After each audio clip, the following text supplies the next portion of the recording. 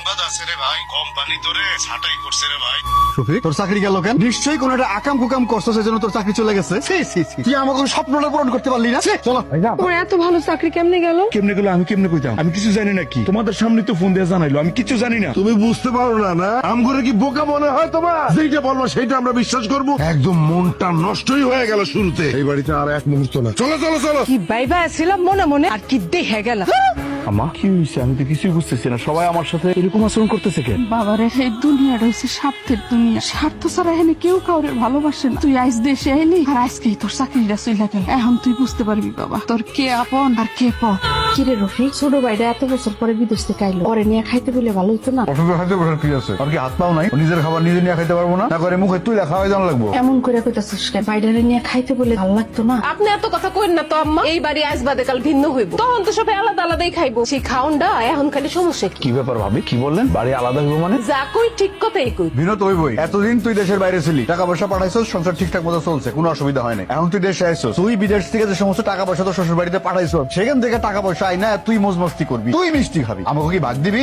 ভাইজান তুমি কিন্তু ভুল বুঝতেছো। আমি বিদেশে গিয়া কোনো জায়গায় টাকা জমাই না। যা পাঠাইছি সব তো বাড়িতেই পাঠাইছি, তোমার কাছেই পাঠাইছি। আহারে, তুমি কইলা আর আমরা বিশ্বাস করে নিলাম না? তুমি যত কথাই কও, আমরা কি আর কিছু জানি না ভাবছো? বাস জানো তো খুব ভালো হয়েছে। শফিক তো আমার বাপের বাড়িতে টাকা নিয়ে টাকার পাহাড় বানায় ফেলাইতেছে। আর কিছু কইবা? লোকটা একটু শান্তি মতো খাইতে দাও, অন্তত খাইতে বসছে সে। রফিক বাবা, ভাত খা। রফিক, বাইডারে একটু খাইতে দে তো শান্তি মতো।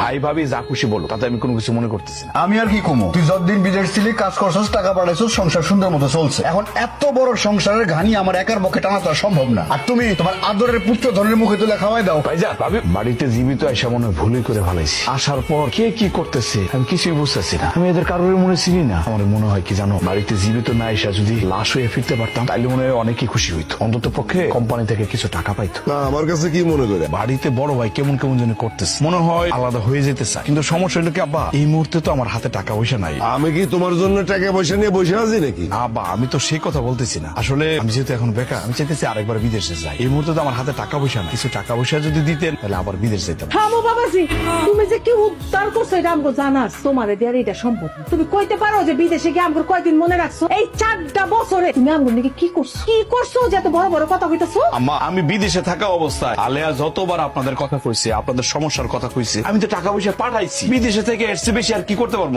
টাকা কয় টাকা দিছো তুমি আমগরে? 10-20 হাজার টাকা দিয়া তুমি আমগরে কথা শুনাইতেছো? আব্বা কি কইতেছে? 10-20 হাজার মানে নিম্ন তো আমি 2 লাখ টাকা দিছি। আব্বা, শফিক তো যে টাকা দিছে সেই টাকা চাইতেছে না। ও একটু বিপদে পড়ছে তো এই জন্য একটু হেল্প চাইতেছে আপনার কাছে। না আমি কাউরে হেল্প করতে পারবো না। সবাই স্বার্থপর। আর বিদেশে গেলে কেউ কাউরে চিনে না। তো বছর ধরে টাকা দিছে আমারে 10-20 হাজার, আর এখনই শুনাইলো যে 2 লাখ টাকা দিছে। শফিক, এটা কি কথা? চাকরি আর এটা ঠিক আছে, তার লগে লগে দেখতেছি লতা পাতার মতো তোমার মিশা কথা কর অভ্যাস বাইরে গেছে গা। খুব খারাপ অভ্যাস শফিক। এ আলেয়া তুমি চুপ করে আসো কে? আমি তো যা টাকা পয়সা পাঠাইছি তোমার হাত দিয়েই পাঠাইছি। তুমি কিছু কও? আমি কি কমো? তোমার বাড়িতে যে টাকাগুলো তুমি পাঠাইছো সেটা নিয়ে তাগরে কিছু কইছো? দেখো শফিক, এখন তুমি বিপদে পড়ছো, আর বিপদে পড়া তুমি যদি সবার লাগে এরকম আচরণ করো তাহলে তো হইব না। বুঝছি, আমার বোঝা হয়ে গেছে। আসলে কেউ আমার হেল্প করবো না। আব্বা বাড়িতে গেলাম আমরা। যাইবা যাও। তুমি জামাই শ্বশুর বাড়িতে আসছো তাই বলে যে তোমারে এখনই পোলাও মাংস রান্না করে খাইতে হইব, সেইটা তো আর কোনো জায়গায় লেখা নাই।